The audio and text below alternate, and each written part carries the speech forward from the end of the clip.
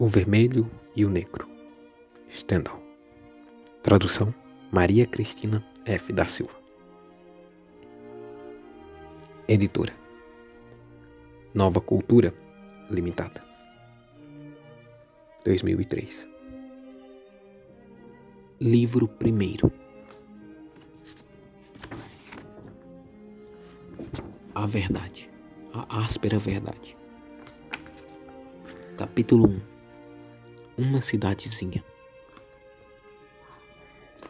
A cidadezinha de Verrières pode ser considerada uma das mais bonitas do Franco Condado. Suas casas brancas, com tetos pontiagudos, de telhas vermelhas, estendem-se sobre a encosta de uma colina, cujas menores sinuosidades eram assinaladas pelos tufos de robustos castanheiros. O rio Doubs corre algumas centenas de metros abaixo de suas fortificações, outrora edificadas pelos espanhóis e hoje arruinadas. Verrières é protegida ao norte por alta montanha, uma das ramificações do Jura. Os cumes partidos do Verra cobrem-se de neve desde as primeiras friagens de outubro. Uma torrente que se precipita da montanha atravessa Verrières antes de se lançar no Doubs e movimenta grande número de serrarias.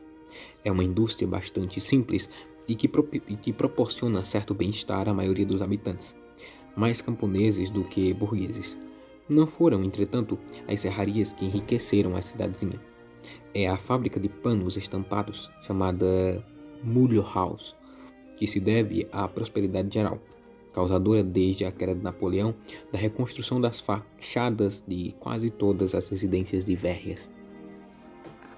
Mal se entra na cidade e se é atordoado pelo estrépito de uma máquina barulhenta e terrível na aparência. 20 pesados martelos descem com um estardalhaço que faz tremer o calçamento e são alçados por uma roda movida pela água da torrente. Cada um destes martelos fabrica por dia não sei quantos milhares de pregos. Jovens bonitas e viçosas apresentam às batidas destes enormes martelos os pequenos pedaços de ferro que são rapidamente transformados em pregos. Este trabalho, tão rude na aparência, é um dos que mais espantam os viajantes que penetram pela primeira vez no interior das montanhas que separam a França da Suíça. Se, entretanto, em Verrières, o viajante perguntar a quem pertence a bela fábrica de pregos que ensurdece as pessoas que sobem a rua principal, respondem-lhe com sotaque arrastado: é do presidente da Câmara Municipal. Por menor que seja o tempo que o viajante pare nesta rua principal de Verrières, que sobe desde a margem do Doubs até as proximidades do cume da colina, pode-se apostar 100 contra 1 que ele verá aparecer uma enormidade de homem, com um ar atarefado e importante. À vista dele, todos os chapéus se erguem rapidamente. Seus cabelos são grisalhos e anda vestido de cinza. Cavalheiro de várias ordens apresenta uma testa ampla, um nariz aquilino e, no todo, a sua figura não falta certa regularidade.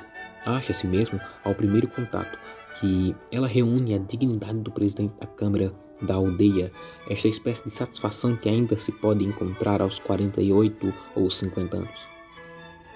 Logo, porém, o viajante parecia-se chocado por certo ar de autocontentamento e de suficiência misturado a não sei que de limitado e de pouco incentivo.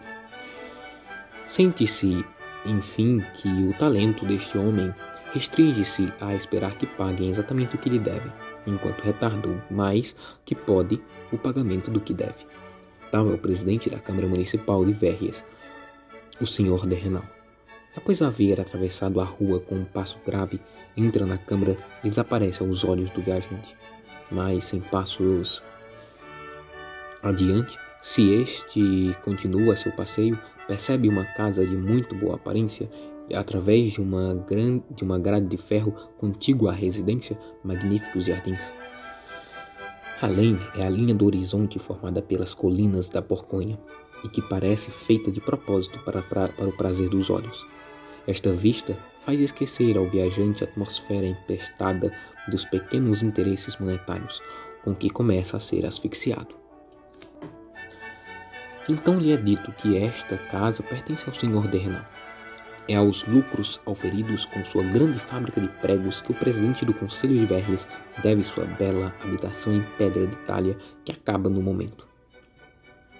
Afirmava-se que a sua família, espanhola, antiga e, conforme se pretende, estabelecida na região bem antes da conquista de Luís XIV. Desde 1815, envergonha-se de ser industrial. 1815 o fez presidente do Conselho de Verges. Os muros chanfranados que sustentam as diversas partes desse magnífico jardins, que de camada em camada desce até o Doubs, são ainda a recompensa da eficiência do senhor terrenal no comércio do ferro. Não esperem de modo algum encontrar na França esses jardins pitorescos que circundam as cidades manufatureiras da Alemanha, Leipzig, Frankfurt e Nuremberg ou etc. No Franco Condado, quantos mais muros se edificam e mais eriçadas de pedras superpostas se apresenta a sua propriedade, tanto mais adquire direito ao respeito dos vizinhos. Os jardins do senhor terrenal, repletos de muros, são ainda admirados por ele, porque ele adquiriu, a peso de ouro, alguns pequenos pedaços do terreno que ocupam.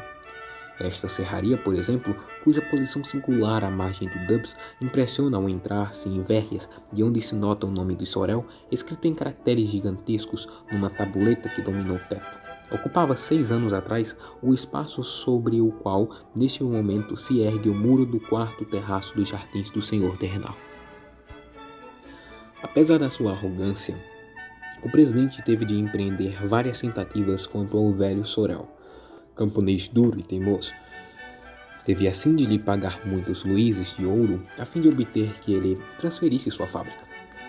Quanto ao arroio público que punha a serraria em movimento, o senhor terrenal, por meio de prestígio que desfrutava em Paris, obteve que fosse desviado.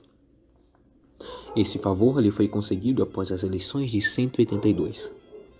Concedeu ao senhor Sorel 2 hectares em troca de meio hectare, a 500 passos mais abaixo, às margens dos Doubs. E embora essa posição fosse muito mais vantajosa para seu comércio de pranchas de abeto, o pai de Sorel, como é chamado desde que ficou rico, descobriu o segredo de obter, por conta da impaciência e da mania do proprietário, que animava seu vizinho, a soma de 6.000 francos. É verdade que este acordo foi criticado pelas cabeças respeitáveis do lugar. Uma vez, era domingo, há 4 anos passados, o senhor terrenal, voltando da igreja em trajes de presidente, viu de longe o velho Sorel, rodeado por seus 3 filhos, sorrir ao notá-lo. Este sorriso trouxe um dia fatal na alma do presidente, que pensa desde então que teria podido conseguir a troca da melhor preço. Para alcançar-se a consideração em Verges, o essencial é não adotar, construindo-se muitos muros, algum plano trazido da Itália por estes pedreiros que na primavera atravessam as gargantas do Jura em demanda a Paris. Tal inovação valeria ao imprudente construtor uma eterna reputação de teimosia e estaria para sempre perdido junto aos sábios e moderados que distribuem a consideração no Franco Condado. De fato, estas pessoas sábias aí exercem o mais enfadonho desportismo. É por conta desta vil palavra que a residência nas cidadezinhas é insuportável para quem viveu nesta grande república chamada Paris. A tirania da opinião, e que opinião, é tão estúpida nas cidadezinhas da França quanto nos Estados Unidos da América.